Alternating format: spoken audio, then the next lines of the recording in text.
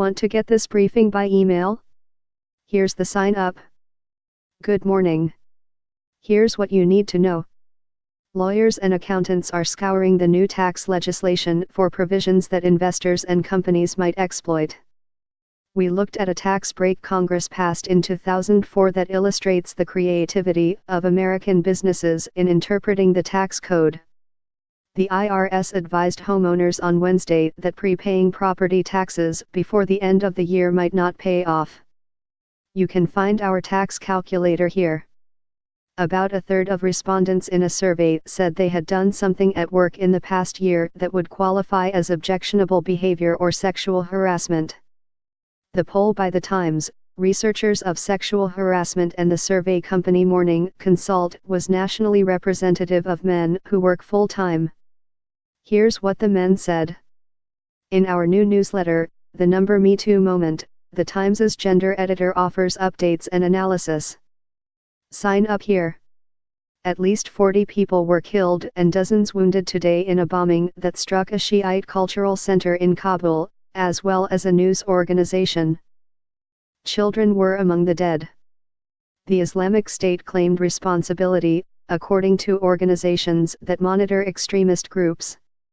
In the past, ISIS loyalists have singled out Shiites for attack. M.R. Moore, the first Republican to lose a U.S.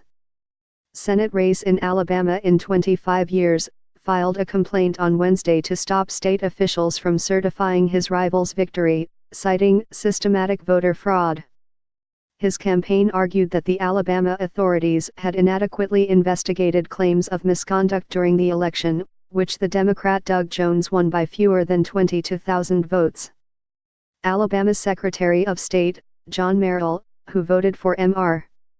Moore, had said earlier, "I have not seen any irregularities or any inconsistencies that are outside the norm."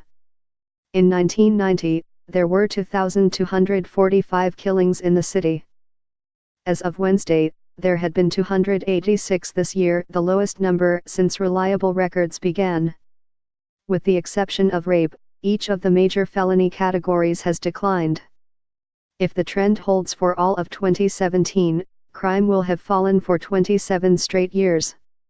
Mayor Bill de Blasio and the police commissioner, James O'Neill, credit an emphasis on going after gangs and repeat offenders, who are believed to be responsible for most crime.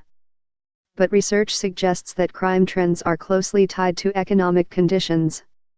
What the Fed does will have more of an impact than any sentencing or police reforms, one criminologist said.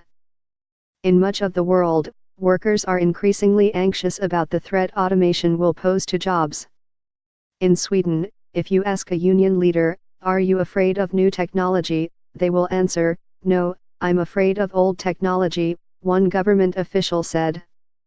The jobs disappear, and then we train people for new jobs. We won't protect jobs. But we will protect workers.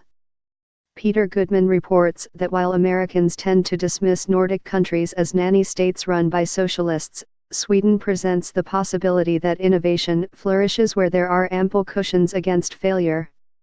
We revisit a story of vandalism and forgiveness in Fort Smith, Arkansas.